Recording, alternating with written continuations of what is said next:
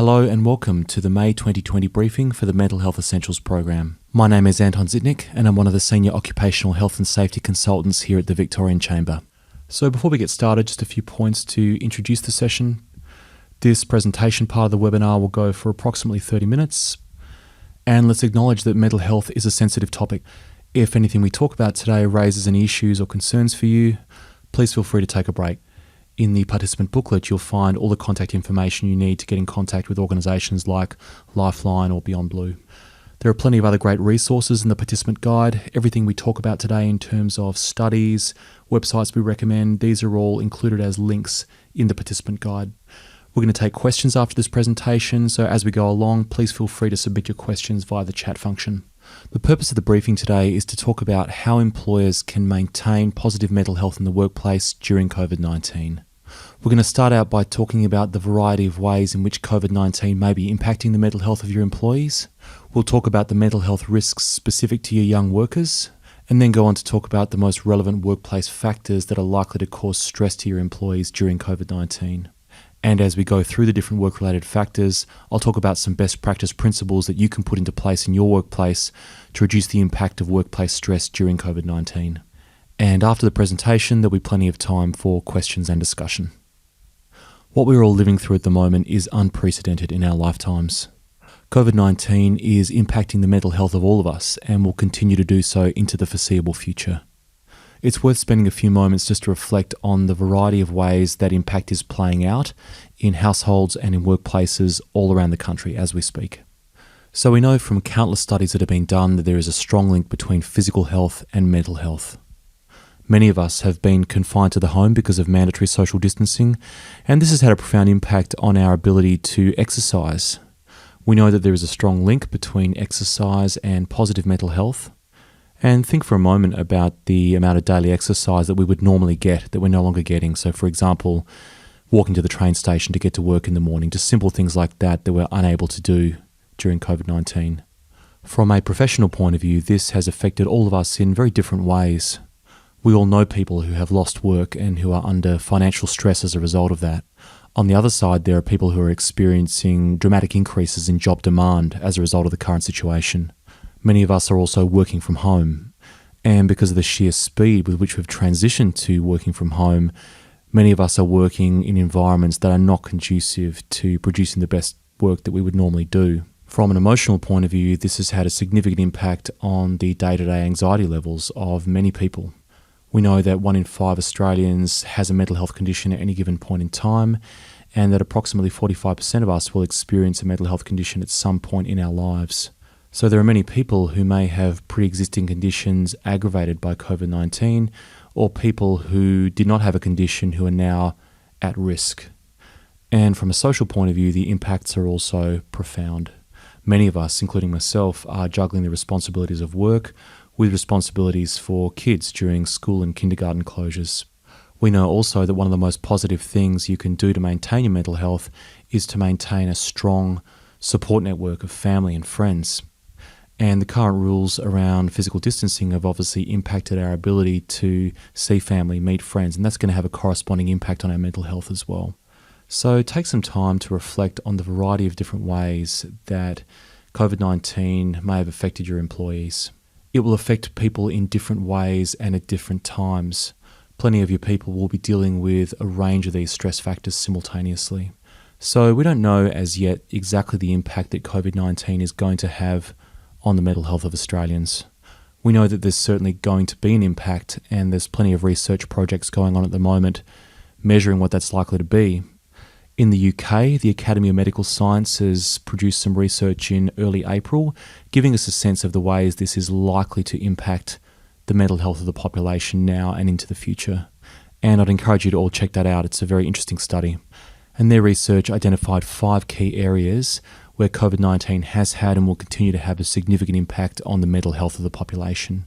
And these include generalised anxiety, being in isolation from friends and family, the fear of becoming mentally unwell, and also being unable to access mental health support services, and also the impact that COVID-19 is going to have on family and relationships. And when you read through some of the quotes that people have submitted as part of being surveyed, you get a sense of how the impact of COVID-19, particularly the inability to attend the workplace is having an impact on the mental health of individuals.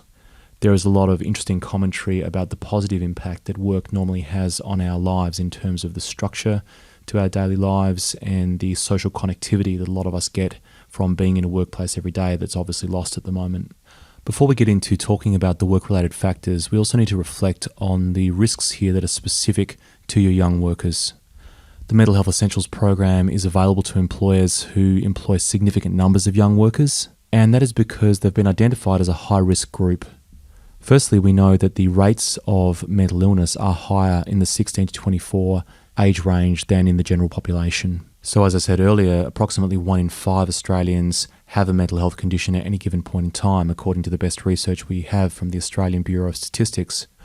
With young people, that figure increases to approximately 1 in 4 Australians for young males and approximately 1 in 3 for young females in that 16 to 24 age category.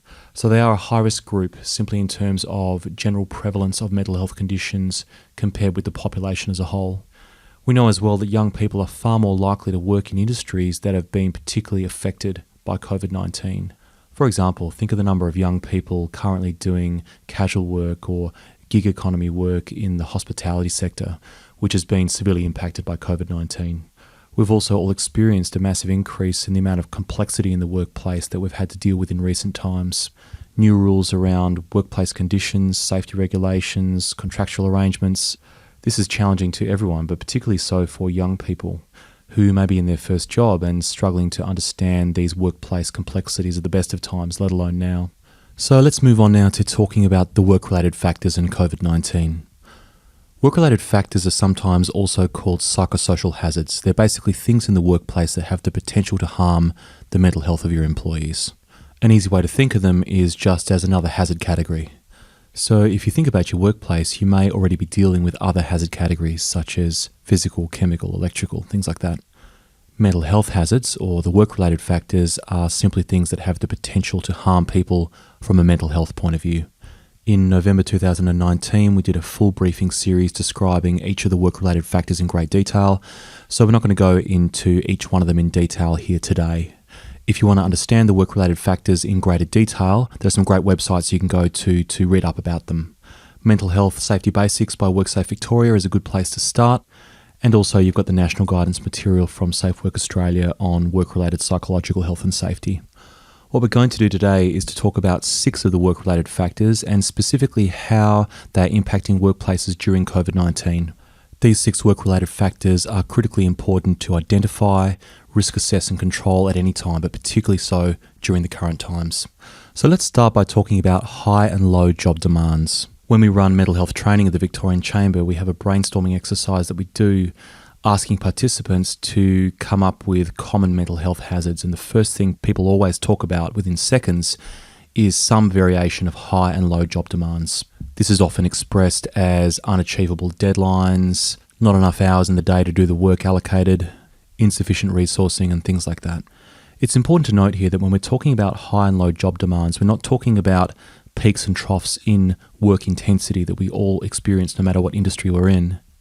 We're talking about workloads that are structured in a way where there is consistently more to do than time available to do it in. If this is occurring in your workplace during COVID-19 or at any time, what you have basically is an uncontrolled hazard. This is conceptually the same as having a cable lying across a busy walkway between the workstations and the kitchen. It is a hazard. Someone is going to get hurt sooner or later. As I said earlier, what's interesting during COVID-19 is the variety of ways this has impacted employees. I know people, and I'm sure you do too, who are working long hours at the moment to meet job demands. This could be because of the industry they work in or because of rapid restructuring within an organisation leading to allocation of additional tasks. And we also know of people who may have kept their job but are struggling at the moment to find purpose and direction in the work that they're doing. Imagine, for example, that you'd spent the last year of your working life working on a project that was connected with the Grand Prix, or maybe working on a product or a service that just doesn't seem that relevant anymore in the current times. So we need to watch out here for employees not only who are feeling overworked, but also those who feel underworked, bored, under-challenged, directionless. That can be equally stressful as having too much to do. Work-life balance has also been dramatically disrupted for a lot of us at the moment. If you talk with someone who's spent any amount of time working from home in the past, you'll understand that it's a challenge to set up routines and structures in your working from home arrangements that allow you to do your best work and also distinguish between home life and working life. And because so many of us have transitioned to working from home in such a short space of time, combined with the possibility that others in our household may also be working from home and that we have carers' responsibilities, this is causing a massive disruption to our traditional sense of work-life balance. And as I said earlier, anyone with school or kindergarten-age kids will be experiencing the profound impact that those additional carers' responsibilities are having on one's ability to meet work demands. So let's talk now about what we can actually do to address these risks. Firstly, never forget that the health, safety, and well-being of your people is the most important thing here. In spite of everything that has changed, the one thing that hasn't is the legal, financial, and moral obligation to provide a safe workplace for your people, both physically and mentally. The second thing to do is to make sure that you have systems in place whereby you're able to identify and control situations where employees might be exposed to excessive job demands. And that's going to mean different things depending on what type of workplace you are. But it's worth reflecting for a moment on what a workplace system actually is. So think for a moment about the different systems that you have in your workplaces. You might have a system to take care of stock control, for example, or quality assurance, or you might have a system around rostering, for example. And some of the elements of a workplace system are things like rules and audits and regular checks and workplace policies and delegated responsibilities. So with that in mind, ask yourself, what system do I have in my workplace to ensure that my employees are not exposed to excessive job demands? What are the rules? What are the structures? And who's responsible for checking them? And these are systems that you should have available in your workplace all the time, but they become particularly important during COVID-19. Another really important point here is workplace flexibility. Providing flexible workplace arrangements for your employees is a really important thing to do at the best of times, and it becomes doubly important during COVID-19. So important here is to be realistic about what you can expect from your employees during this time, particularly those who've got additional carers' responsibilities. Try to focus on the core aspects of a job that need to get done and work collaboratively and consultatively with your employees to work out how they can meet the core demands of the job. One of the key themes we talk about when conducting safety training is the importance and also the legal obligation of consultation with your employees. And there's never been a more important time to consult with your employees. So this means having an honest and genuine two-way dialogue with your employees about their capacity to meet job demands and what the key needs of the business are to keep going and to recover as the COVID-19 restrictions gradually ease. The second work-related factor that I want to talk about is poor support. Supporting your employees is important at the best of times, doubly so now. And the first bullet point on the slide here is really the question you need to ask yourself as an employer. Do my employees have what they need to get the job done? Do they have the IT systems, the tools, the budget, the training, experience, the human resources to get the job done? And if the answer to that is no, then again, you have an uncontrolled hazard in your workplace that you need to control as a matter of priority. We talk often in training sessions about the importance of surveying your staff anonymously to get a sense of the level of mental health risk in your organisation. And with this particular work-related factor of poor support, you can get a sense very quickly of how supported your employees feel simply by asking them. It's a pretty simple task just to put a few questions together into a survey tool and to ask your employees if they feel like they have what they need to get the job done. Do they feel supported to complete tasks that involve strong emotional content? And from there, you can get a good sense as to how supportive your internal workplace culture is. So a little bit about some best practice in this area. Firstly, some rapid and substantial investment in technology if you haven't already done so. Plenty of employees around Australia are coming to terms with the reality of working from home. And those challenges are made particularly acute if your IT systems are not working in the way that they could be. So investing in technology, particularly around video conferencing, is a very valuable use of your time and resources. If you do have staff that are working in roles they might be unfamiliar with, make sure you train them. Give them the time to get up to speed before you expect full productivity from them. Important as well is to point your employees in the direction of resources they can access to maintain their own mental health. We work with a lot of businesses who are taking their first steps in talking about mental health openly in the workplace. And if you've not talked about it in the past, now is definitely the time to start. When communicating with your employees, be upfront and authentic about the impact that COVID-19 is having on our mental health. If you do run an employee assistance program, now's a great time to advertise that internally to your employees and give them a sense of the range of services they're able to access. And if you don't have an EAP, that's fine. We're fortunate in Australia to have so many excellent free community-based resources that you can point your employees in the direction of. And you'll find all the links you need in your participant booklets to organisations like Beyond Blue, SANE, Black Dog Institute, Lifeline, places like that. Another thing that many employers are doing is establishing good peer-to-peer support networks. So think about in a normal workplace, the friendships, the social connectivity, the water cooler conversation that goes on. As employers, we need to ask ourselves, well, what does that look like during COVID-19? How do we stay socially connected? And again, this is going to vary from employer to employer depending on the kind of work you do. For some, it might be setting up a buddy system where two employees within a team check in with each other to see how they're doing. For others, it could be organising fun activity and social events via video conferencing. It's going to be different for everyone. So the next work-related factor I want to talk about is low role clarity. Again, this is a challenge at the best of times and particularly so now. Low role clarity takes many forms. It can be things like having an out-of-date position description. It can mean poorly defined responsibilities where there's constant interpersonal conflict about who's doing what. And it can also be an individual employee's inability to see how the work they're doing fits in with the overall purpose of the organisation. And it's easy to see that during COVID-19, these problems can become exacerbated. Businesses are experiencing rapid change, employees are having to take on new roles and responsibilities, and also tasks that are possibly unfamiliar to them. Working from home also throws up a whole range of challenges about how performance and productivity can be measured.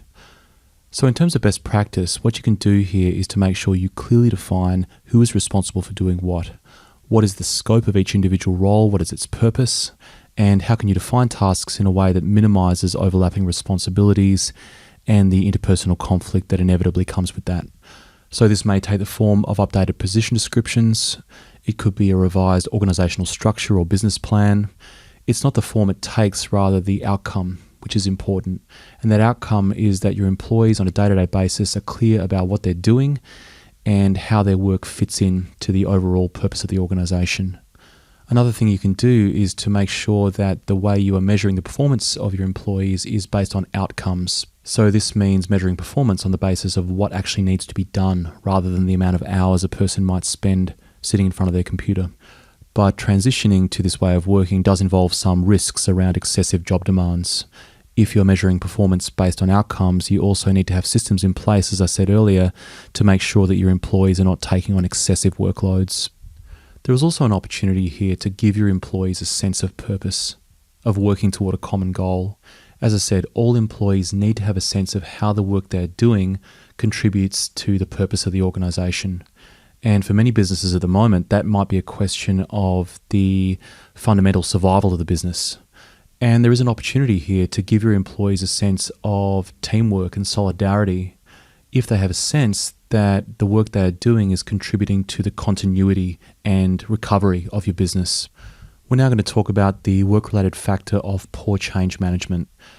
We know that poorly managed change is a significant source of stress to employees at any time, and at the moment there is rapid and disruptive change going on everywhere. And the problems that businesses typically experience in this space often have to do with a lack of communication and also a lack of visible and authentic leadership. During these times, your employees are naturally hungry for information. They want to know and understand what is going on, what the plan is. And the big risk here is that the communication that is offered by the employer is not regarded as the most definitive source of truth. This can occur simply because the employer just doesn't communicate often enough, and also because managers just aren't trusted as reliable sources of information. You know you have a problem when gossip and rumours are starting to circulate and employees are getting their information via hearsay. We also know that one of the factors in determining whether a change is successful or unsuccessful is employee perception around whether the change is fair or not. As I said, during COVID-19, change is rapid and dramatic. The same principle applies here though. Do employees perceive the COVID-19 related changes you're making as a business as fair? Employees are far more likely to accept and adopt a change if they perceive that the changes have been fair and that they've been genuinely consulted with throughout the process. So the key here as a business owner or as a manager is to be a trusted source of truth. Communicate regularly with your employees. It doesn't matter if you don't have all the answers at hand at any given point in time. Be honest with your employees about what you know, what you don't know, and when it is you're likely to know something, and will communicate further. Be upfront and acknowledge openly the impact that COVID-19 is having on the mental health of your employees. And make sure also that you're encouraging your employees to seek out reliable sources of information. This might mean reliable internal information about what's going on in your organisation, but also reliable external information about COVID-19, such as you can find from many reputable organisations like the World Health Organization, government websites, things like that. For many businesses, their survival up until now and their recovery beyond now is going to depend on their ability to keep their employees motivated and working toward a common goal. And this brings us to the important work-related factor of low recognition and reward. So we'll talk about this generally and then specifically in relation to COVID-19. Recognition and reward is a major factor in workplace productivity, retention, motivation, pretty much everything we care about from an HR point of view. For employees, it comes down to fundamental questions such as, do I feel appreciated for the work I do? How often does my employer, particularly my line manager, say thank you or recognize the extra effort I might have put in above and beyond what I had to do? And we know that in workplaces where this is lacking, that is when employees start to absent themselves from the workplace. And this can take the form of poor productivity, otherwise known as presenteeism, absenteeism, and also high levels of turnover. So during COVID-19, the challenge here for employers is, how can I find ways to reward and recognize my employees, often in a remote working environment? If I have asked employees to take on work that they might not be familiar with, how do I say thank you? How do I acknowledge that? And above all, if I want my business to survive and recover and flourish in the future, how can I, during these times, maintain that positive and engaged workplace culture? And best practice in this area comes back to that idea of systems that we talked about when we discussed high and low job demands. So as a business owner or a manager, ask yourself, what system do I have in place to provide positive feedback and support to my employees? If I do have existing reward and recognition systems that I had prior to COVID-19, how do they translate to a remote working environment? Most importantly, how do my employees feel rewarded and appreciated for the work that they're doing?